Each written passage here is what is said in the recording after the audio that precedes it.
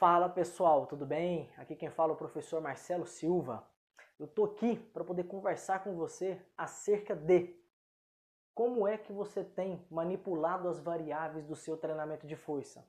Você que é profissional, formado, você que é acadêmico em educação física, o meu objetivo aqui é tentar fazer com que você consiga prescrever para o seu aluno de forma mais tranquila, de forma mais confiável e com treinamento 100% embasado para evitar qualquer tipo ou para amenizar, reduzir qualquer tipo de lesão inerente à prática do treinamento de força ou do treinamento aeróbio de forma errada.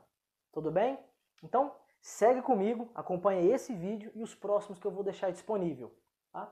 Então, olha aqui, pessoal. Primeira coisa, o que nós podemos variar dentro do treinamento de força? Bom, nós temos número de exercícios, ou quais são os exercícios, a ordem dos mesmos, número de séries, repetições, intensidade, que é o percentual de um RM, ou se você não fez o teste de força, a quilagem que você tem usado no seu cronograma, qual a cadência, desce em quanto, sobe em quanto, ou desce enquanto, fica quanto tempo parado, se for o caso de utilizar um método, ou no final da ação concêntrica, sobe e fica quanto tempo parado lá em cima, fazendo um pico de contração.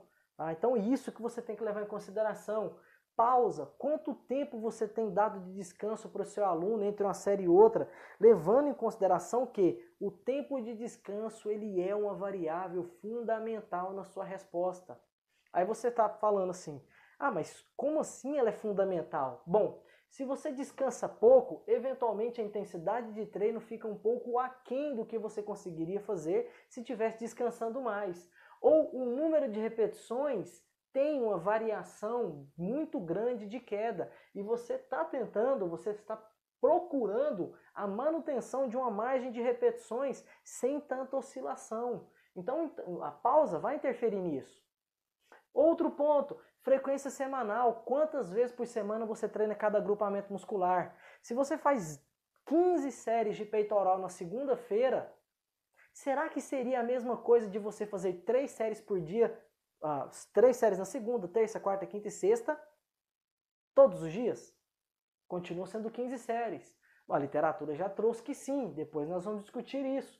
Então todas essas variáveis, elas se relacionam. Todas essas variáveis interligam-se entre si e interferem diretamente umas nas outras e interferem positiva ou negativamente a depender de como você tem organizado o seu cronograma no processo de hipertrofia ou não. Então tudo isso deveria ser levado em consideração pelos profissionais. Outra, quando você vai prescrever o seu treinamento aeróbio, como é que você faz? Coloca o aluno e fala assim, corre aí e para aí, corre aí e para aí, né? Corre quanto? Para quanto? Corre em qual velocidade? Aí você tem uma velocidade na cabeça, né? 10, 12? Aí eu te pergunto, de onde veio essa velocidade, professor? Você tirou essa velocidade de onde? Você fez algum teste de esforço no seu aluno? Ou essa velocidade ela tem alguma relação com um parâmetro fisiológico, por exemplo, percepção subjetiva de esforço? Essa velocidade ela tem alguma relação com o percentual de frequência cardíaca? Tá? Então, tudo isso tem que ser levado em consideração. E depois que você fez o teste para poder ter o parâmetro fisiológico ou mecânico, no caso, que seria a VVO2 ou a PVO2, você ainda vai saber qual a modalidade você vai prescrever para o seu aluno, além de modalidade, qual a intensidade e a duração do estímulo, que é a fase de maior esforço do HIIT, qual a intensidade e duração da fase mais baixa do HIIT, que seria o repouso. Pô, essa intensidade é passivo ou ativo? Você tem que saber isso. Quanto tempo você vai descansar? E quando você avalia aqui, a duração do descanso com a duração do esforço, você ainda tem uma razão. Qual a razão? 1 para 1? Aí você fala, pô, o que seria 1 para 1? Seria, por exemplo, 30 segundos correndo e 30 descansando. 5 minutos correndo e 5 descansando. Razão de 1 para 1 significa o mesmo tempo de estímulo é de repouso, independente de quanto tempo seja esse. Independente se é um HIIT curto ou um HIIT longo. Isso independe. Eu vou fazer sprint, não vou fazer sprint? Tudo isso tem que ser levado em consideração. Outro ponto, quantos estímulos por bloco você vai fazer? Aí você fala, mas como assim? Tem como dividir o HIIT em blocos? Tem. Eventualmente, até você já deve ter feito isso. Por exemplo, você coloca o aluno para poder fazer alguns tiros lá na esteira, ou na bicicleta, ou no transporte que seja. Depois que ele fez aquela sequência de 5, 6 tiros ali, por exemplo, ou estímulos, né? Você tira o seu aluno, coloca ele para poder fazer uma volta no circuito do treinamento de força e depois você devolve ele para o treinamento aeróbio. Ó, você acabou de colocar 2 blocos. A intensidade. Bom, intensidade, você tem controlado a frequência cardíaca do seu aluno, por exemplo?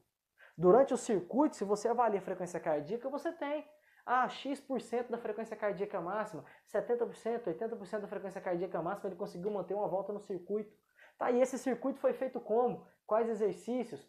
Quantas séries? Normalmente o circuito é uma série só, se for intercalado com treinamento aeróbio.